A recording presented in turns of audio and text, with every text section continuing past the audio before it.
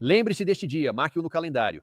Este é o dia que, penso eu, será lembrado na história quando os historiadores disserem que foi o dia em que os líderes europeus e da NATO sabotaram o esforço de Trump para terminar a guerra entre a Rússia e a Ucrânia.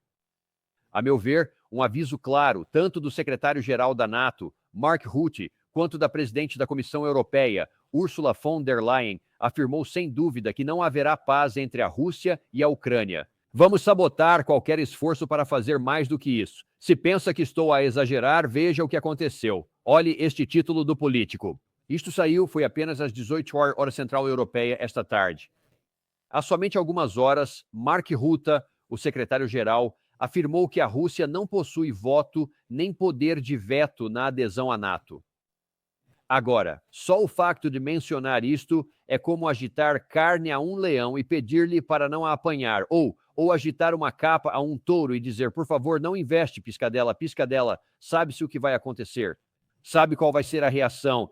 E Mark Rutte não é nenhum idiota, ele não é burro. Ele sabe exatamente o que está a fazer. E ele está a dizer que esta questão que levou à guerra em primeiro lugar, se pudesse ser reduzida a uma única questão, havia muitas coisas envolvidas no ataque da Rússia em fevereiro de 2022. Mas se pudesse ser reduzida a uma só, o principal motivo foi a adesão da NATO ou a adesão da Ucrânia à NATO, a expansão da aliança da NATO para a Ucrânia.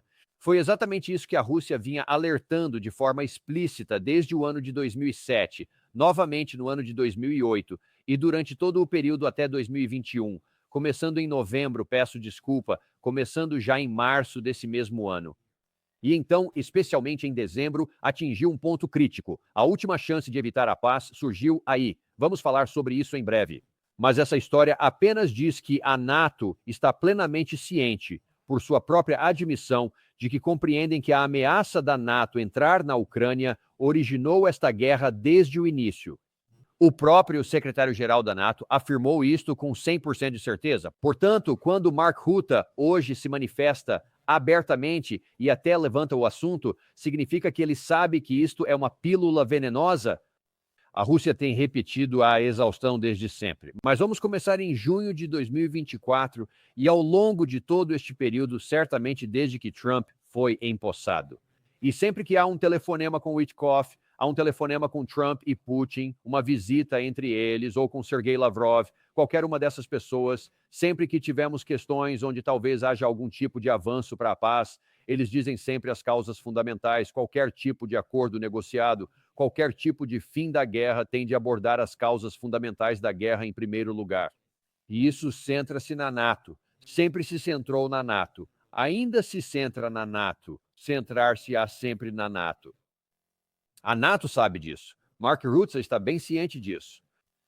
Agora temos esta questão recente onde há dias foi revelado que Trump tentava obter um novo plano de paz de 28 pontos e está a tentar encontrar algum terreno comum entre os dois lados. Tinham dialogado com a Rússia, bem como com a Europa e a Ucrânia. Tem realizado bastante diplomacia de vai e vem desde que isso se tornou do conhecimento público. Agora existe um plano onde Zelensky, da Rússia, poderá vir a Washington, D.C. para falar com Trump. Trump vai enviar Witkoff de volta a Moscou para falar com Putin, etc. Trump faz tudo para tentar trazer isto a uma conclusão pacífica. A Europa quer fazer tudo o que pode para deitar água fria sobre o assunto. Se viu o nosso programa mais cedo hoje, ou um que fiz ontem, onde mostrei como Keir Starmer e Emmanuel Macron estavam a apressar-se para apontar coisas que sabem ser algo como venenos, coisas que não acham que serão aceitáveis para o lado russo. Sim, Keir Starmer fala sobre uma paz justa e duradoura. A sua frase favorita, que repete sempre, é uma expressão codificada para tudo correr a favor da Ucrânia, o que ele então enumerou. Tiveste Emmanuel Macron a falar sobre como, bem, sabes, temos de ter garantias de segurança para a Ucrânia aqui. Ou seja, não haverá desmilitarização, haverá remilitarização e uma capacidade maior, e a Europa continuará a dar garantias de segurança reais para a Ucrânia contra a Rússia. Ele sabe que isso nunca será aceitável. Bem, aparentemente isso não foi suficiente. E assim, hoje tivemos Mark Rutte e Ursula von der Leyen a fazer pontos fortes para dizer que sim, isso não vai acontecer. Eles irão expressar coisas que sabem ser antitéticas para a Rússia e que eles não irão concordar. E uma das principais declarações de Ruta é que, sabe, toda esta reivindicação sobre existir um veto da NATO, desculpe, para o lado russo, o que isso implica é que ainda está em discussão. Então, se sabe que a Rússia não vai parar de lutar, a menos que as causas principais da guerra sejam abordadas, e sabe que a causa principal foi a NATO e a Ucrânia, então sabe que ao mencionar isso e dizer que a Rússia não tem um veto. E assim, qualquer acordo que alcancemos, que estejamos dispostos a alcançar, não incluirá uma declaração de não NATO. Foi isso que ele disse logo de início, mas ele foi um pouco mais longe com isso. Ele também mencionou que, aliás, se Moscovo chegar, se Moscovo concordar com qualquer tipo de acordo, isso não nos manterá seguros de qualquer forma, porque ele disse que a Rússia continuará a ser uma ameaça a longo prazo por muito tempo. Ele até menciona que mesmo com um acordo, paz não virá. O que ele está a sinalizar, não só para a Europa, mas também para a Rússia, é que nós sempre vos consideraremos inimigos e continuaremos a tratar-vos como tal. Portanto, se alguém está a pensar que isto vai levar à paz e a algum tipo de arquitetura de segurança europeia em que todos possam viver em paz e segurança, esqueça. Os europeus não estão de acordo com essa perspectiva. Continuarão a considerar a Rússia como uma inimiga, irão fortalecer as suas forças armadas, não apenas para assegurar a segurança, mas também para possuir uma capacidade ofensiva. Continuam a falar disso repetidamente. Quero dizer, os alemães já enviaram tropas para os Bálticos.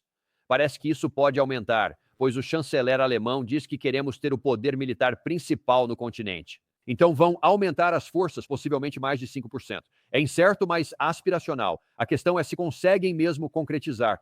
Mas é isso que os líderes dessas nações europeias estão a dizer. Ursula von der Leyen também se juntou a isso hoje e ela diz, sabe, que isto é um golpe direto ao próprio Trump, porque como esta discussão sobre Trump ter estas negociações com a Rússia e talvez enviar Witkoff e o seu filho e genro, Jared Kushner, a Moscovo para falar com a Rússia. Ela afirma, mais uma vez, nada sobre a Europa sem a própria Europa e nada sobre a NATO sem a própria NATO. Certo, bem, apenas para não entrar em discussões, mas os Estados Unidos são a essência da NATO. Somos a força que mantém tudo coeso e sem os Estados Unidos, nada disso ocorre na NATO. Ainda bem que não ocorreu. Agora, Trump gosta de falar sempre sobre ser uma figura forte e que, sabe, alguém que controla as coisas e está, sabe, a dizer aos europeus o que fazer. Mas, honestamente, se olharmos para ações, reações e respostas, parece que são os europeus que decidem. Porque sempre que Trump tentou um acordo para acabar com isto, falo desde o início do seu mandato. Neste contexto. Os europeus recusam, a Ucrânia também recusa. E qual tem sido a resposta de Trump? Houve algum custo significativo para a Europa? Nenhum que eu possa ver. E o facto de continuarem a sentir-se confiantes, arrogantes neste dia para fazer estes comentários enquanto Trump está no processo de tentar alcançar um acordo negociado, enquanto ele já mudou de. Destas negociações caiu de 28 para 19 pontos, mais favoráveis à Ucrânia. Agora, há uma questão diferente sobre se isso seria aceitável para a Rússia. Não seria, mas isto apenas mostra que Trump ainda está a tentar apaziguar a Europa. E ouça, a Europa sabe. Tens de ser honesto, eles estão a jogar com Trump e sabem como. Mark Rutte, nestas negociações ou nesta entrevista no Político, fez questão de dizer, sabes, gosto do Trump. Ele é um bom rapaz, um tipo esperto. Estão sempre a lançar elogios porque aprenderam, especialmente com a experiência de Zelensky no Salão Oval em fevereiro, onde houve aquela troca com o Zinila entre o vice-presidente Vance, Trump e Zelensky, e onde o vice-presidente disse que, sabe, não agradeceu uma única vez e tudo isso. Agora aprenderam, disseram, ok, bajulação, chega-se a algum lado com Trump. Então eles bajulam-no de um lado e do outro. Mark Rutte está constantemente a falar mal de Putin, Trump, de uma forma positiva. Lembra-te de toda aquela conversa, sim, és como o papá chega à mesa e todos fazem o que querem. Eles lisonjeiam-no na sua presença e depois pelas costas gozam. E parece que Trump não percebe que está a ser alvo de ridículo e manipulação por estes comentários que minam o que ele tenta fazer. E claro, isto tem precedente, isto não é novo. Isto é só uma recitação e repetição do que a NATO tem feito desde o começo disto e de como tem sabotado todas as chances que antes tivemos para a paz. Então, em dezembro, vamos voltar só a dezembro. Em dezembro de 2021, A Rússia propôs um tratado de paz, redigido por eles. A questão principal era a não presença da NATO na Ucrânia e direitos para os ucranianos de etnia russa na Ucrânia, além de mudanças nas suas dinâmicas internas sobre liberdade de expressão e língua. Não incluía a ocupação russa do país. A Crimeia nunca esteve em discussão, mas todo o Donbass poderia ter permanecido. Todo o Donbass, todo ele. Assim, a parte contígua, basicamente a parte continental da Ucrânia, poderia ter permanecido sob o controle de Kiev se isso tivesse sido acordado. Mas o que sabemos agora, graças a Jens Stoltenberg, o predecessor de Mark Rutte, é o que aconteceu. Eis o que ele disse em dezembro de 2021. Portanto, apenas cerca de 2 meses, quase exatamente 2 meses antes de a guerra começar, ele vem e bate na mesa aqui, apesar do que a Rússia está a oferecer aqui. Ele disse que a Rússia não tem o direito de exigir que a Ucrânia seja excluída da NATO. Diz o chefe da aliança, ninguém tem direito de veto. Ele disse várias vezes, não sei se lembra disso. A mesma frase que Mark Rutte acabou de usar. É por isso que digo que isto é um problema conhecido. Ele já sabe qual será a resposta.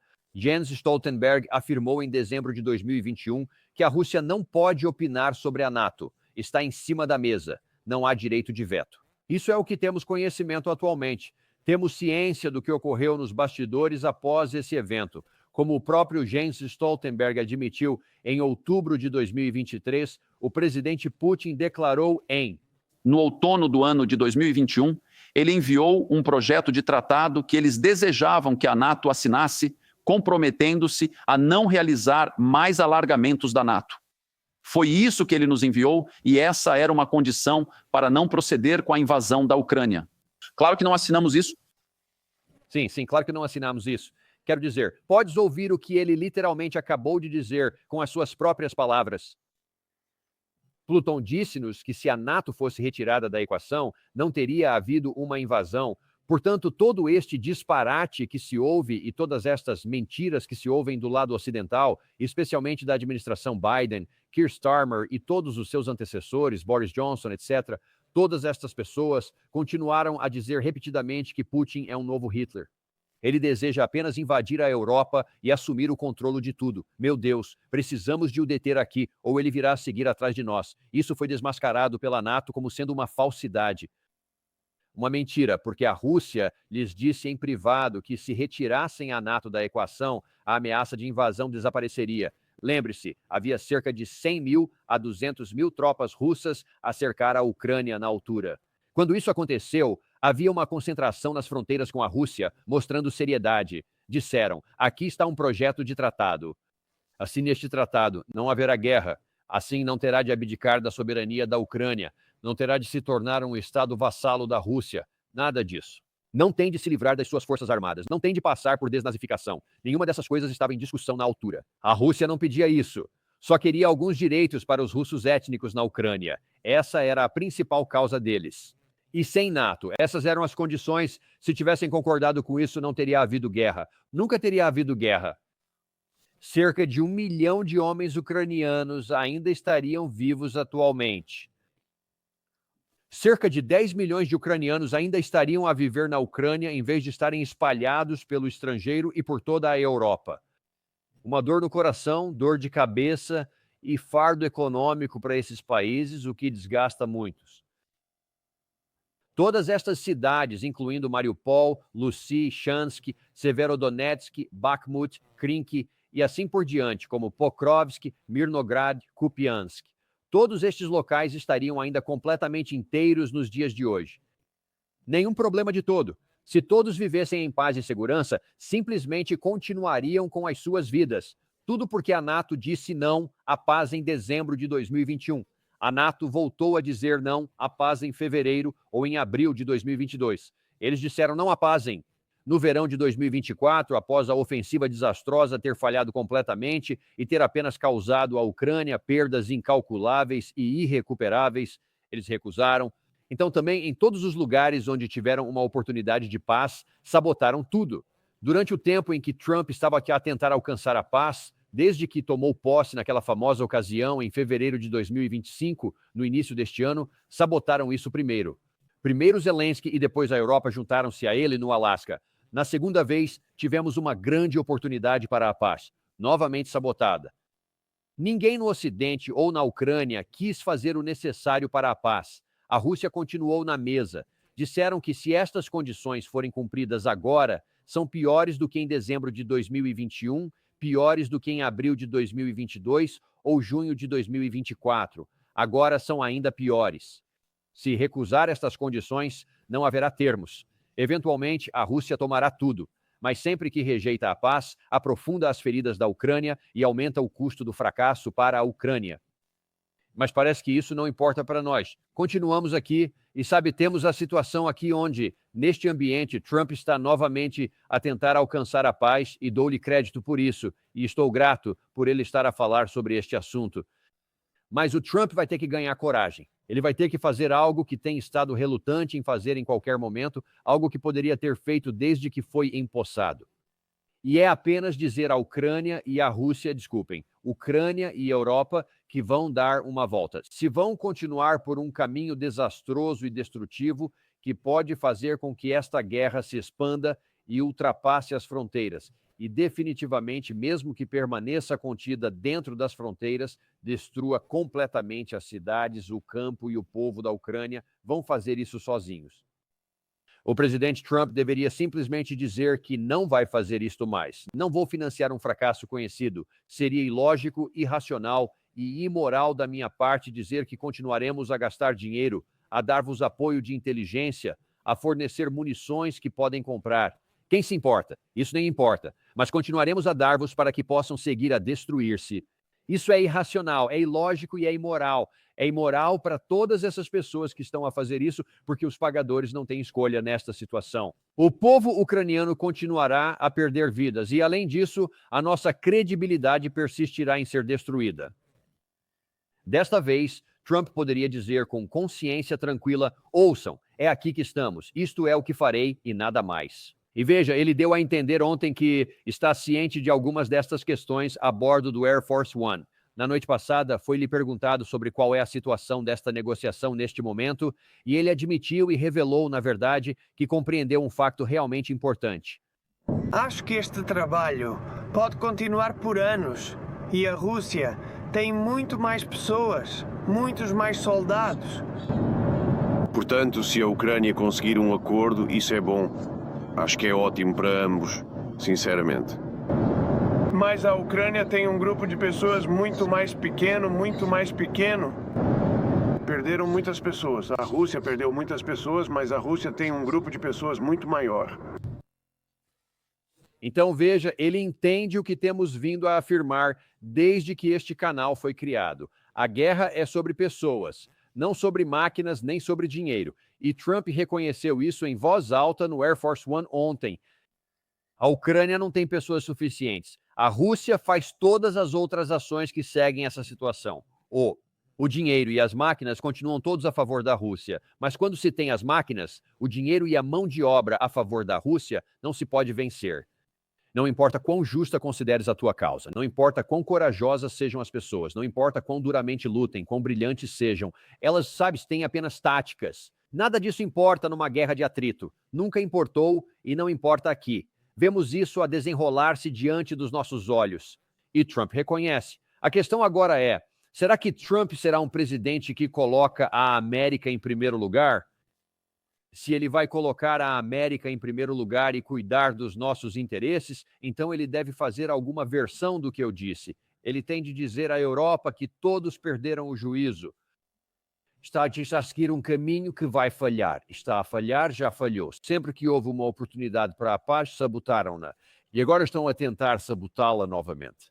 Ele devia dizer-lhe: eu vejo o que fazes. Não sou tolo, sei disso, e não vou seguir esse caminho. Não me importo com quantos elogios me des. Não sou estúpido, e não vou permitir que me humilhes ao dar-me atributos verbais e dizer todas essas coisas agradáveis e elogios, enquanto depois vais com um machado e sabotam tudo o que estou a tentar fazer e derrubam todas as árvores para impedir que algo aconteça. Realize essa ação por sua conta e risco, e declare isso publicamente. Expresse assim: não apoiaremos mais um fracasso já conhecido. É irracional ilógico e imoral. Não vamos continuar a prosseguir a fazê-lo. Essa é a verdadeira definição de America First. Por que é que devemos enviar os nossos? Esqueça quem está a pagar pelas bombas, balas e mísseis e tudo isso. Não temos o suficiente e não conseguimos produzi-los rapidamente o suficiente para simplesmente lhes dar o que precisam para continuar a lutar nesta guerra sem sentido, porque eles precisam de mais do que conseguimos fabricar. Assim, a única opção é continuar a diminuir as reservas, o que enfraquece a nossa segurança nacional. A NATO já está assim. Toda a NATO, incluindo a nossa, está agora muito menos capaz devido aos milhares, às dezenas de milhares de veículos militares de todos os tipos, aos milhões e milhões de munições, centenas de milhões de vários tipos de balas, dezenas de milhões de projéteis de artilharia, o que quiser. E mísseis interceptores, mísseis de longo alcance, todos os tipos de foguetes de lançamento múltiplo, quero dizer, aeronaves, enfim, tudo isto saiu dos nossos estoques. Não era como se estivesse apenas parado, sem nada para fazer, vazio e sem razão. Sabe como isto? Os estoques estão no seu Walmart local ou algo assim. Este material saiu dos nossos estoques de guerra. Tínhamos isto porque sabemos que, se entrarmos num combate prolongado, precisamos de substituições que possamos retirar da prateleira ou do armazenamento, recondicionar rapidamente e colocá-las na luta. Agora, então, esses já se foram. Isso significa que, se entrarmos numa guerra inesperada que se transforme numa guerra de desgaste, não os teremos. A nossa segurança nacional já está comprometida por causa do que aconteceu até este ponto. E todos os dias que esta guerra continua, esse compromisso aprofunda-se. Então, se o presidente Trump quer ser um presidente que coloca a América em primeiro lugar, ele precisa parar de sabotar a nossa segurança nacional e enfraquecer a nossa capacidade. Ele tem de acabar com isso. Ele precisa afirmar claramente: sou eu que lidero esta situação, não vocês, Europa e Ucrânia, ou vamos perceber que ele não está a liderar. Apesar de toda a sua fanfarronice, ele não é um presidente que põe a América em primeiro lugar. Não importa o que diga sobre si, ele não é o líder, o país indispensável e tudo isso. Se ele repetir as ações que realizou em fevereiro deste ano, em agosto deste mesmo ano, e se proceder da mesma forma novamente neste momento, após as declarações de sabotagem de Ursula von der Leyen e Mark Rutte, então obteremos a nossa resposta. Vamos ficar atentos para ver o que acontece com isso, mas é preciso entender o que está em jogo aqui. Quem está a comandar o espetáculo e será que o presidente Trump é um presidente que põe a América em primeiro lugar? Todas essas questões estão em jogo agora porque ele foi desafiado e tudo depende do que acontecer a seguir. Como último ponto, a guerra é conhecida. Não afetará o desfecho da guerra, pois já está garantido, já decidido. A Rússia venceu, a Ucrânia perdeu, tudo. A NATO falhou, ponto. A única questão agora é quão profundo será esse fracasso quando tudo estiver resolvido. Isso é o que ainda está pendente. E agora é importante saber onde o presidente Trump se posicionará. Como quer ser lembrado na história? Eles vão olhar para este dia. Vão olhar para os que mencionei, mas com certeza vão olhar para este. O que vem a seguir? Essa é a verdadeira questão e todos aguardamos essa resposta. Acho que temos uma ideia de onde isto vai acabar. Espero estar errado, mas vamos acompanhar e informá-lo sobre o que acontece entretanto. Espero que todos estejam prontos, especialmente o público americano. Amanhã é dia de ação de graças. Estou muito grato por vocês e quero dizer desde já que sem vocês não haveria um canal. Sem vocês, estaria apenas a desabafar aqui na minha cave e sabem, ninguém saberia de nada. Estou muito grato por ter um espaço onde posso desabafar e por haver tantas pessoas com ideias semelhantes que se preocupam com a paz e querem ver isso crescer. Estamos muito gratos, tanto eu como o Gary, desejamos-lhe um excelente dia de ação de graças, ansiosos por vê-lo no próximo episódio do Daniel Davis Deep Dive.